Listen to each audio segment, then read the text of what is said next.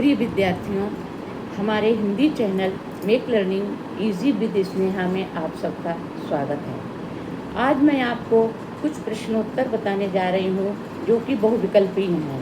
उसमें हमको सही विकल्प में उत्तर देना है। तो देखिए किस तरह से शब्द होता है कि जैसे अगर पहला दिया हुआ है इसमें कि लेखक, लेखक, तो जब अक लग जाता है, जब क लग जाता है तो वो क्या होता है, कार्यकर्ता बन जाता है।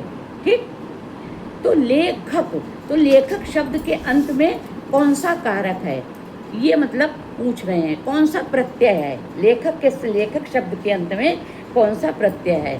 तो कौन सा प्रत्यय है, क, ये प्रत्यय है नहीं।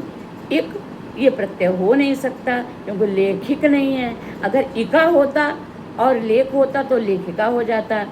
उसके बाद में अक, ये भी नहीं है। ये आक, ये भी नहीं है। तो क्या होगा, अक। तो लेख धन अक, यानी लिखने वाला। ठीक है, और अगर लिखने वाली होता तो लेखिका हो जाता। तो जो लिखने वाला है वो क्या हुआ, लेखक। इसके पश्चात आपका है कि चंद्रशेखर में कौन सा समास है।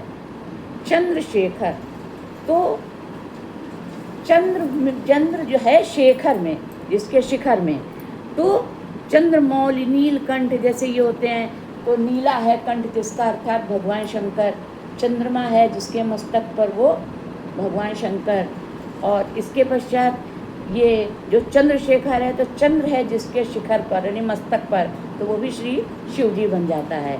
तो ये कौन सा अलंकार, कौन सा समास है, तत्पुरुष है नहीं, दिगु है नहीं। दिगु में क्या होता है, संख्यावाचक होता है। तत्पुरुष में क्या होता है, कारक के चिन्ह लगे होते हैं। इसमें जब हम इसको विग्रह कर रहे हैं तो इसमें कारक के चिन्ह कहीं पर भी नहीं आ रहा है। ठीक, इसमें कह रहा है, इसमें अन्य पद को प्रधानता दी जा रही है। अन्य पद जो है वो क्या है, तो वो शंकर जी हैं। तो इसलिए ये बहुव्रीहि समास हुआ। इसके पश्चात देखिए कवि शब्द में कौन सी संज्ञा है। कवि, तो कवि शब्द में व्यक्तिवाचक संज्ञा है कि जातिवाचक संज्ञा है कि द्रव्यवाचक संज्ञा है कि भाववाचक संज्ञा है। ठीक है, तो इसमें क्या है, व्यक्तिवाचक, यानी मतलब जो परमेश्वर है, जैसे परमेश्वर शब्द में क्या है, परमेश्वर में कौन सा समास है, तत्पुरुष, अव्ययी भाव, कर्मधारय कि दिगु। अब देखिए इसमें जो ये है कवि वाला, कवि शब्द में कौन सी संज्ञा है, तो इसमें व्यक्तिवाचक संज्ञा, ये मतलब कोई वो नहीं है। ये जो इसका कर्म क्या है, लेख लिखना या कवि मतलब कविता करना, तो इसलिए जातवाचक संज्ञा है। ठीक है, द्रव्यवाचक है नहीं, भाववाचक है नहीं। द्रव्यवाचक में क्या होता है, जिसमें द्रव्य होता है।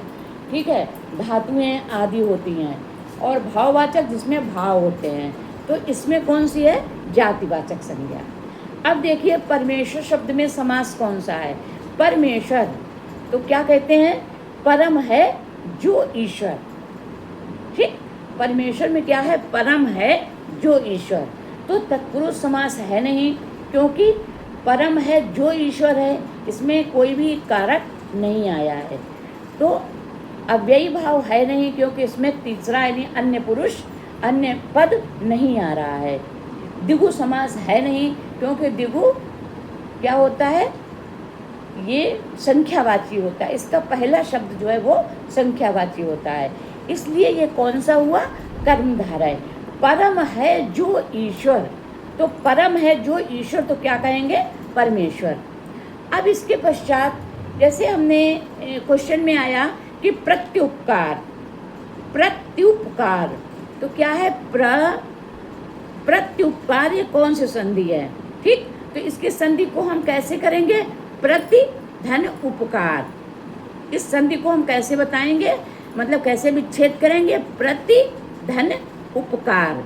तो इसमें क्या है, ई आया है, ई और ऊ बन करके क्या हो जाएगा, ई का या बन जाएगा और ऊ जो है वो उसकी मात्रा लग जाएगी।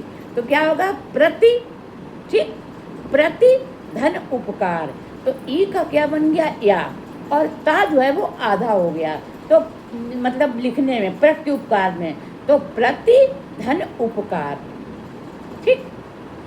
अब देखिए व्यर्थ शब्द में कौन सी संधि है, तो व्यर्थ में क्या है, व्यर्थ में देखिए वी वा धन आ, कि वा वी धन आ, कि ई धन आ, कि ई धन आ, तो ये क्या होगा, ये अर्थ यानी मतलब कि या है, यानी वी आया तो वी का ई का क्या हो गया या, तो आधा वा, ये मतलब ये परंपरा है कि आधा वा लगाना है, तो व्यर्थ वी धन अर्थ बराबर व्यर्थ। ठीक, वी धन अर्थ बराबर व्यर्थ। इसी तरह से व्याख्या होता है, वी धन आख्या बराबर व्याख्या। ठीक, इस तरह से जो शब्द हैं कुछ तो भिन्न अर्थ वाले हैं, जैसे तुरंग, ठीक, जैसे मृगेंद्र, जैसे मृगराज, जैसे व्याघ्र। तो इसमें जो शब्द है वो अलग भिन्न कौन सा है, भिन्न अर्थ वाला कौन सा है, तुरंग। तुरंग माने क्या होता है, घोड़ा। बाकी मृगेंद्र ये भी शेर का है, सिंह का, मृगराज भी सिंह का है, और व्याघ्र भी सिंह का है। इस तरह से आप लोग हमारे चैनल को सब्सक्राइब कीजिए और कमेंट्स कीजिए, ताकि हमारा हौसला बढ़े और हम आप लोगों को कुछ पढ़ा सकें।